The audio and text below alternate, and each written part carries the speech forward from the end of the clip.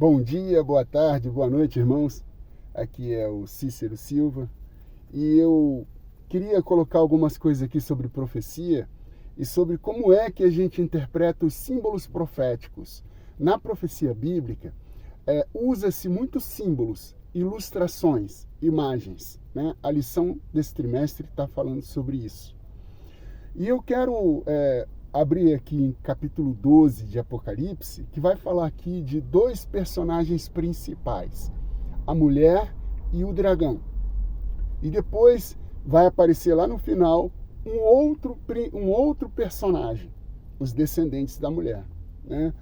Então, o capítulo 12 ele vai dizer mais ou menos assim: viu-se grande sinal no céu, a saber, uma mulher vestida do sol, com a lua debaixo dos pés e uma coroa de 12 estrelas na cabeça, que, se achando grávida, grita com as dores de parto. Então, nós entendemos que esta mulher aqui é a mulher, é a igreja de Deus, o povo de Deus, né?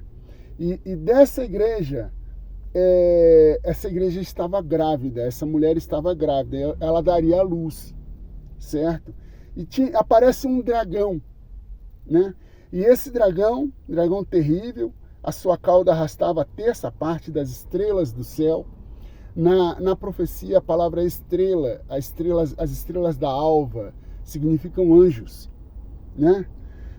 Lançou para a terra, e o dragão se deteve em frente da mulher que estava para dar à luz, a fim de lhe devorar o filho quando nascesse.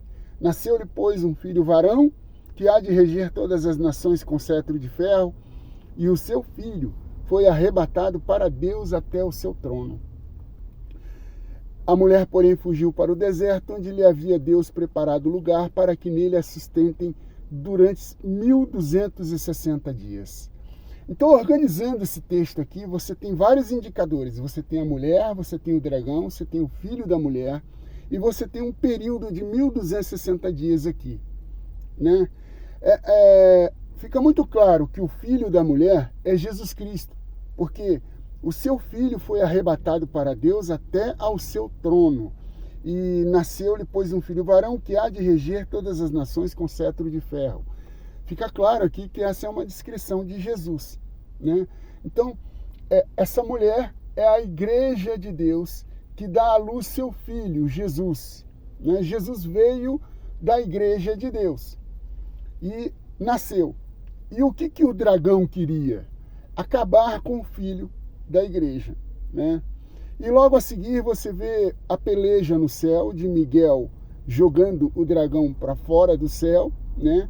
E esse Miguel é o próprio Jesus, né? A palavra Miguel é quem é como Deus, e não havia outro ser no céu que pudesse ter essa autoridade de expulsar Satanás, a não ser o próprio Deus. E no caso aqui, Jesus Cristo.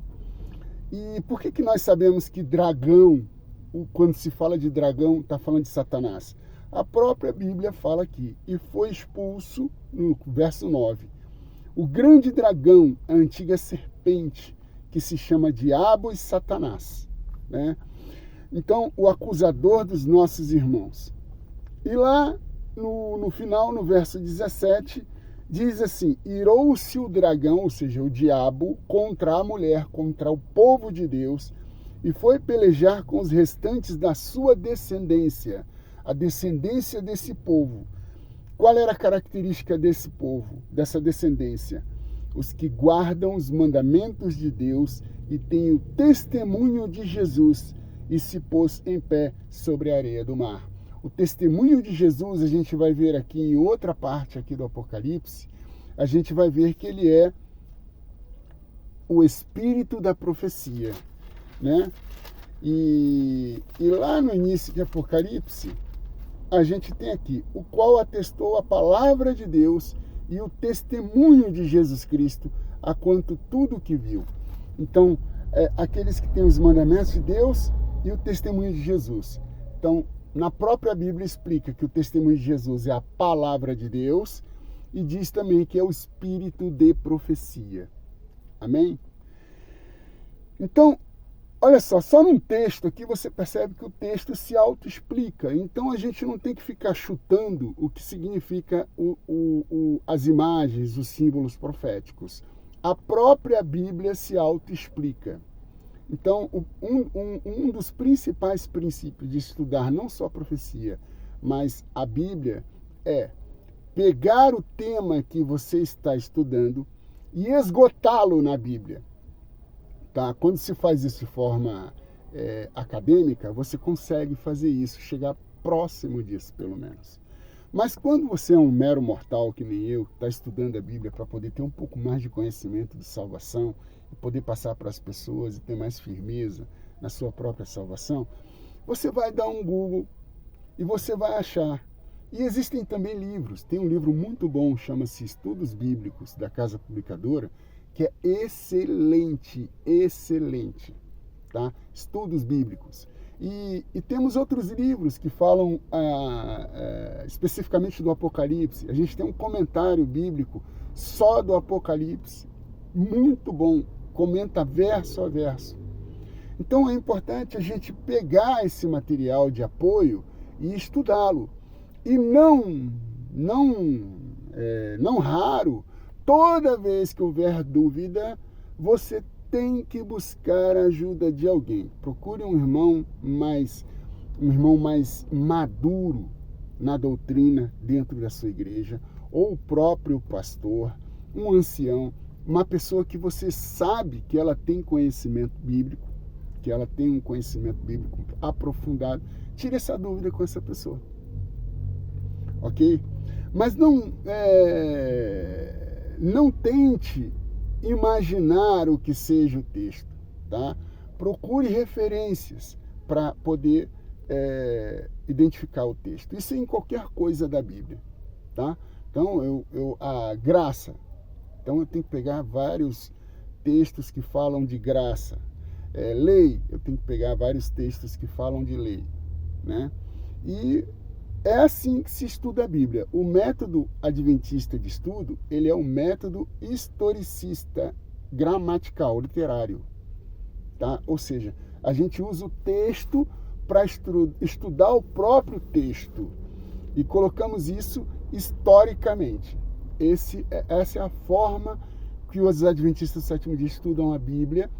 E não só são os adventistas, nós temos a referência de muitos teólogos, pessoas antigas, anteriores à Igreja Adventista, que já usavam esse método. Guilherme Miller foi um cara que usou esse método para estudar as profecias das 2.300 tardes e manhãs. Ele errou na conclusão final, mas ele acertou no cálculo, né? Então é isso, queridos. Que Deus os abençoe e vamos estudar mais profecia, porque é muito importante, tá bom? Então, a própria Bíblia explica a própria Bíblia. É isso aí. Sola Scriptura. É o princípio que nós temos. Um grande abraço, excelente domingo. Tchau.